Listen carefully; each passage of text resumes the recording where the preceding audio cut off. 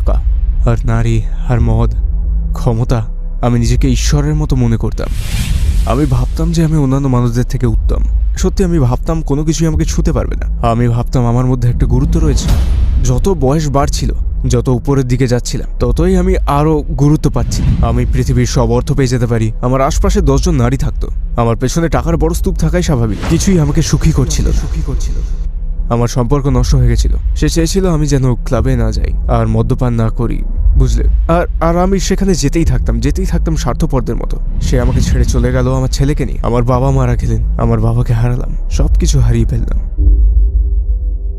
আমি বললাম পরের সপ্তাহে অ্যাভেঞ্জার্স 2 মুভিটা আসছে, আমরা মার্ভেল পছন্দ করি। ও মার্ভেল ভালোবাসত। আমার মনে হতো ও জানতো যে ও মারা যাবে, আর আমাকে বললো হ্যাঁ যাবে। বুঝলে, আমার জীবন হঠাৎ করেই বদলে গেল।